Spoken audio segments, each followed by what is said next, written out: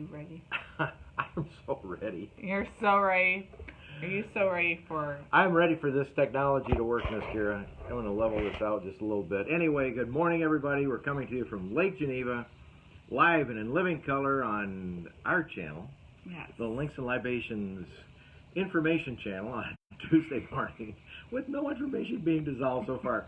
Sitting to my left, you're right, to my left. Anyway, it's Karen Tapp. And to my right is Randy Weckerly. And I have to be, because her manager says I have to put this in.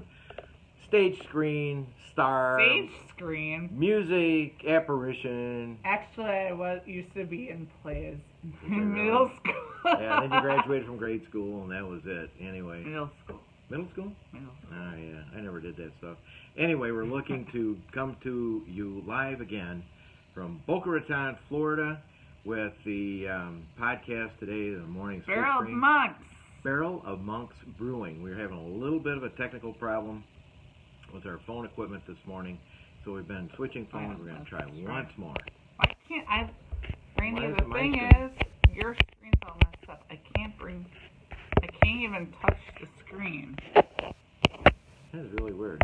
Do you have it set on silent on the other side? Is it by turning it on silent, you can't bring it in? No.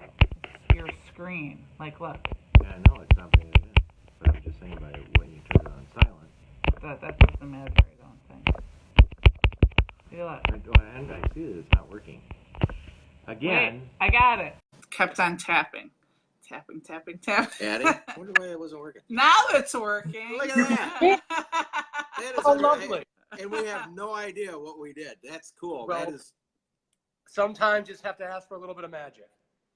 Well, that's all we had. So I'm just going to sit back here and make sure. And honestly, we've done this 1,000 times. Yeah. And well, not 1,000. Probably a little over. You're exaggerating right now. Well, I'm the one that's the older one. But anyway, welcome. We're really happy to have you on. Happy to be here. No, where is ours? It's the only thing. We have this beautiful.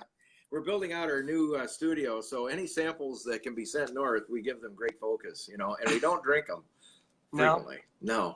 Well, yes, we do. I was gonna say I tried some new beers the other day. Did you? Yes, No. It was for marketing research. Yeah.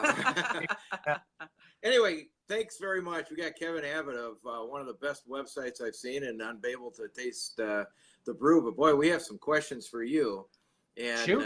It's great. We went over your website in great detail, and I would suggest everybody, I'm going to do this up front, we'll do it at the end, but go to barrelofmonks.com, and they have one of the best websites that we have looked at, great photography, and you almost want to drive down to start tasting the. I'll be there in a couple of months. They have a little flight tasting. So let's start with the name. How did you come up with Barrel of Monks? So obviously in the Belgian brewing tradition, monks brew beer, right? The Trappist monks brew some of the oldest beers in the world. So we are a Belgian style brewery. So monks being in the name made a lot of sense for us. I have 3 partners in the brewery, and they like the idea of the connection with Barrel of Monkeys, the children's game, and being a little bit silly, a little bit fun. So you put those 2 things together, you get Barrel of Monks. There's some other things. We have a solid barrel aging program, so that ties in. So yeah, that's kind of what we wanted to have, a little bit of tongue in cheek. We're a serious brewery, but we like to kind of be fun from time to time if we can. Yeah, if you look through the pictures, you definitely have a serious brewery that's going on. It's obvious. Now, how many years have you been in business? When did you start? We are we're a little over 3.5 years old from the opening date. But it's basically about 4 years ago that I came on as the head brewer and partner and actually started putting the brewery together and started brewing. We started brewing our first batch of beer in almost 4 years ago now. Wow. So when you brewed the first time, were you doing it like at home? Or how did you get your experience? So I've been brewing professionally for almost 10 years in South Florida. I was the original head brewer for Funky Buddha Brewing, and one of the biggest breweries in South Florida, if not probably the second biggest brewery behind Cigar City. And I was there for 3.5 years. I brewed all their beer for 3.5 years. And I kind of came over to open this brewery with some friends and partners. And they themselves have been home brewing for almost 9 years when they started this venture. And they were big Belgian beer fans, traveled to Belgium, focused on Belgian style, even on the back patio. So these recipes, a lot of them have been being refined for 9-10 years. It was basically my job to take them and make them a commercial product. Got it. So tell us what the separator is on Belgian beer. I mean, you stole my question. I'm sorry, Miss Karen. I just was, got excited. I was really curious Go when right I saw ahead. that. So what's the difference between Belgian beer and other beers? So the main thing that denotes a Belgian beer is Belgian yeast. So the Belgian yeast character, and there's dozens, if not 100 different Belgian yeast varietals, actually imparts flavor. And they produce either phenolic or estery flavors, so either spicy or fruity flavors. And that's one of the main driving forces behind Belgian beer flavor profiles. And there are other yeast, like Hefeweizen yeast in Germany, that produces a very specific flavor profile. Excuse me, English yeast, some produce a very specific flavor profile, but the Belgian yeast really is a driving force. And then we also only use European malts and hops for our traditional Belgian ales because we're using the ingredients they've been using for centuries. And we focus on those styles. And then just like anything else, like there's an ESB in beers from Great Britain, there are styles that have been brewed in Belgium and pioneered there that we are doing our own twist on, but at the same time are those styles and focusing on them. Got it. So have you gone to Belgium to study this, or? I have not. Okay. I've never had the joy. I work a little too much. My partners have traveled to Belgium many times. We've had some Belgian breweries coming over doing collaborations with us. We're planning on doing some across the pond. So yeah, there's the only way this brewery was ever going to be open was as a Belgian-focused brewery. My partners and myself believe they're the greatest beers in the world, and we wanted to try to do them justice and do an American brewery making those classic styles. Got it. That is so cool. You want to go to Boca Raton, Miss Karen? I'm already planning on going to Del Rey. Oh, that's right. So. She's going down. On the street, you'll have to come in and visit us. Yes, definitely. Well, when she gets done, she's going to do the pre-trip. We're coming down to this whole focus that we have. And I now, again, by the weekend that you had in weather compared to ours up here in Wisconsin, by the way, we had, and we're going to get the other end of the little hurricane that's blowing in the Gulf. We just found out today that when it goes through the Gulf, it'll end up here in Wisconsin. So thank you. We really appreciate that. That'd be about we're going to get 3 days, but it's all. We just had 3 days. We got 3 days. We're going to get 3 days of sunshine. But anyway, this is all about Florida being open for business. And of course, Links and Libations combines the world of guys coming down, at 3:30, what we say, 3:30 on Christmas Day, and I have proof of this. And Christmas Day, people put the fake Christmas tree back in the box. They say goodbye to the grandkids, and the car's headed south. And they come down to golf and experience the warmth, and they come back sometime about May 1st. So what we're trying to do in our magazine and this is to let people know where golfers golf, then they sip. And I know where you're at is one of the greatest destinations in the world. Don't have any golf courses down there, though, do you? Oh, we have one or two, I believe. Yeah. You can't throw a stone without hitting a golf course in South Florida. I know. We're doing our podcast tonight to support this. We've got Mike Calvert from Bonita Springs and a noted president of the Texas Golf Writers, but he travels all over. We're going to be featuring all the great places to play golf down there, and then we support the rest of it. Ms. Karen and I do the research on the sipping. So, we're right at the right place. So I have a question. Go right ahead. How did you guys come up with your names? I know that they're kind of all thematic within the name of name of the brewery. So I was just curious, how did you guys come up with the names?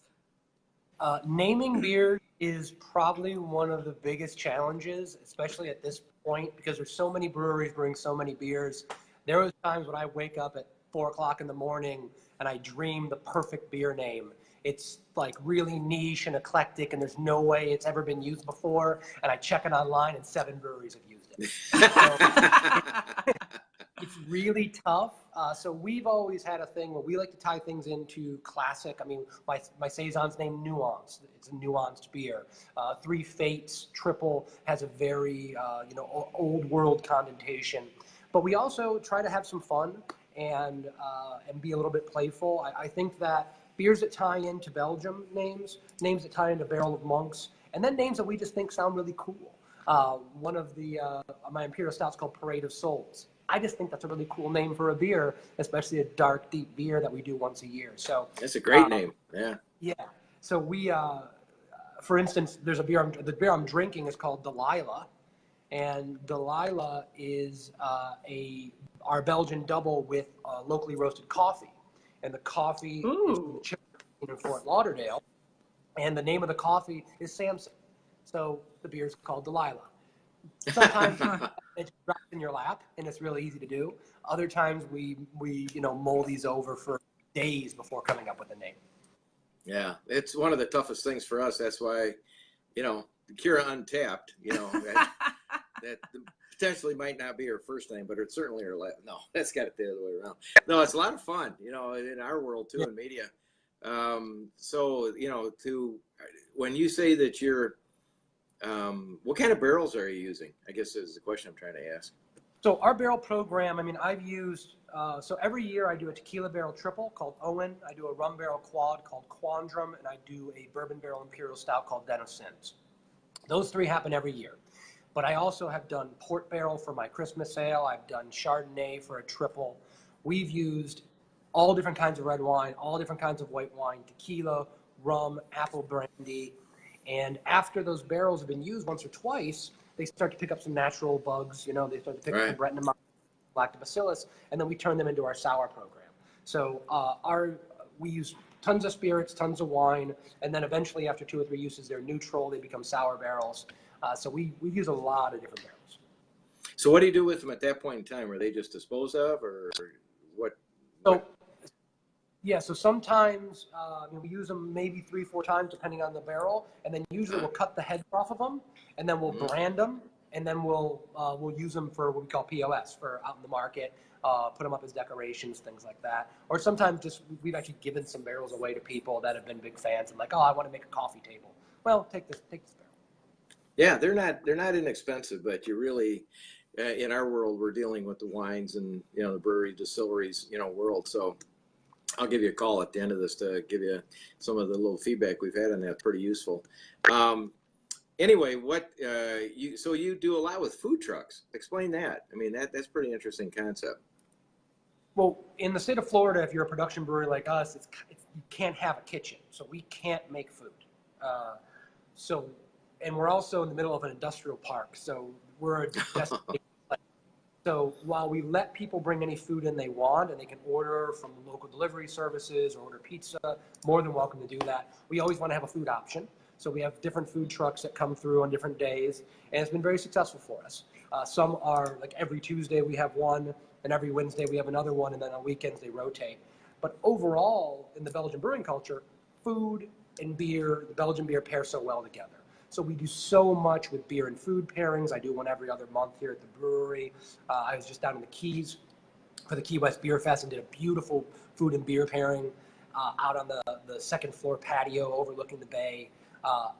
What's really important for us is that you realize, and not you, but everyone realizes that food pairs just as well with beer as it does with wine. That beer is just as beverage. And we want that to be a focal point of what we do.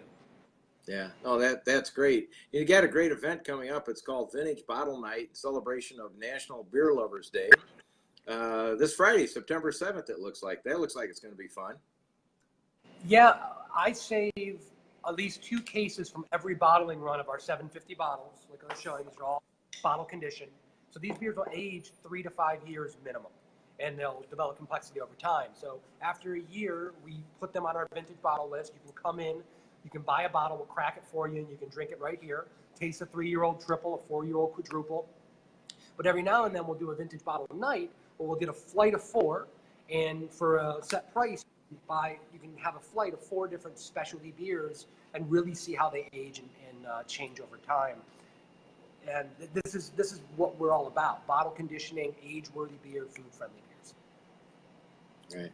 So how often do you do that event? Do you do it just once a year? I think we did 3 this year. Excuse me. So it's not like something we have a regular schedule on. We just like to pepper them in every now and then, just to let people know that the vintage bottle list is there. So you don't have to come do one of these pairings to buy a vintage bottle. In fact, we have our mug club, if you will. It's called the Brotherhood. And we have about 110 members or so. And when those guys all get together on a random Tuesday, sometimes one guy buys a bottle and another guy buys a bottle, and all of a sudden there's 10 vintage bottles across the bar, and they're sharing with everybody. And really cool thing to be able to crack some of these old beers open and realize how much they change over time. Yeah, so interesting. We're talking with Kevin Abbott of the Barrel of Monks Brewing, and one of the principals, and the reason I mention his name, he is the guy, I have the feeling he holds the glue together, and I've got on your website something I've never seen. It's called What is Bottle Conditioning? And I haven't honestly opened that up. What is that, Kevin? So bottle conditioning is the process of getting natural carbonation inside of a bottle. So most beer that you buy at the supermarket is forced carbonated. You start with a flat beer, you force CO2, and you get carbonation in the beer. And some of our beer, all of our keg beer is done like that, and some of our small format, our wit beer, our single, are done that way. But the beers that are meant to age, the bigger, richer beers, we do bottle conditioning on. And that's basically making the carbonation like a champagne.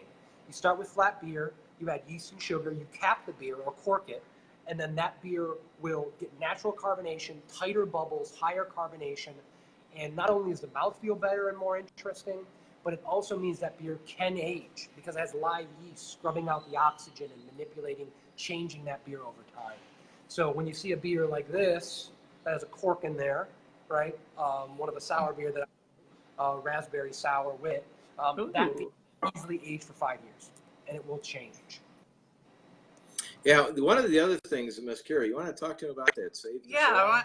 You guys do so much stuff within the community. So how did Save the Shores, the beach cleanup all come about? Well, we actually have we love taking suggestions from the people in our tasting room. I mean, we have probably 10 employees, and it was actually one of our bartenders that have been with us since the beginning, named Brian, that really wanted to do a beach cleanup event. We've seen other people do them down here, not necessarily breweries, but it was just an idea to partner with some local businesses. And beaches in South Florida are very important. And there's all kinds of things going up in northern Florida with the red tide. There's all kinds of problems there. But it's just something that we can get involved in, and that we can, it's good to be able to give back to the community and help out in any way we can. We also do a beer every October called Witty and Pink, which is a Belgian-style wheat beer, our wheat beer, Wizard Wit, with raspberries. And we release that for Cancer Awareness Month. And we donate half the profits from all our keg sales to a local charity. This year it's DCA for Health. And we do that, 2 of my partners are radiologists. And one of them specifically works with breast cancer. So those are little things that they come very close to us. And it's really great to be able to do things like that. Yeah, and it's very important for us. I just found out before I called up here in my world, I have a son who plays a lot of golf. I play a lot of golf. We deal with a lot of guys on tour.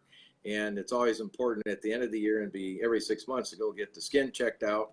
And his doctor thought he had some anomalies, and he didn't. The skin doctor said no, but it's that clean bill of health. If you can go in and get them checked out, there's a lot of different forms of cancer and that awareness. We want you to be able to make sure to share with us because we're releasing in the state of Florida, and it's something we've worked on for years on our my main company is Live Eco Style. We have an eco certification, which basically is a self-certification.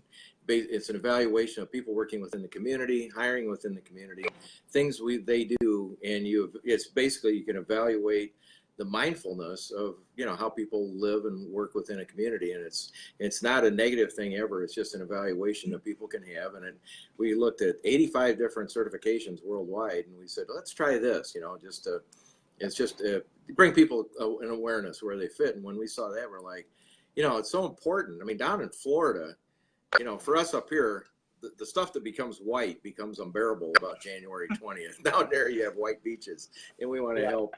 That's why we're coming. So anyway, always be sure to share with us, because if you have something coming up, you've got a great website. We really enjoyed this. Sorry about the little technical problems you had. Did you have any more questions, Miss Kira? No, I just can't wait to come visit them in 3 months. Well, we're coming down. We go to the PGA show the 23rd of January. And then Miss Kira and a few of our other people, we head out. And, of course, all these interviews, we have people that want us to come and have some fun. I definitely want to try Belgian beer. So. Well, I've never been to Boca Raton either. I'll be there before you, so. I've been all over the state. Well, you've got my email. You can always reach out. We can come in. You can see what we're all about and try some beers. Maybe we'll crack some stuff open in the cellar so you can try that too. Well, we want to do that. You know, if you have an event or something you want us to come and just be part of, she's highly entertaining. I'm entertained every day. So she does. She's done for 10 years. She's taken a lot of the world music photography. She's a music photographer, so she knows all those people. They got those string things. So she knows about 1,300 different bands and stuff. So I'm just I'm along for the ride. So anyway. Kevin, we really appreciate it. Great job. And if there's anything more you want to do, just drop some quarters in the phone, give us a call, and, we'll try to get you back on with our great technology that we had today. Sounds good. Thank you guys for having me. Fabulous story, fabulous website. Everybody go to barrelofmonks.com. That's 1 L, 2 R's, barrelofmonks.com. So cheers. Thanks, Kevin. Cheers. Thank you. Bye-bye.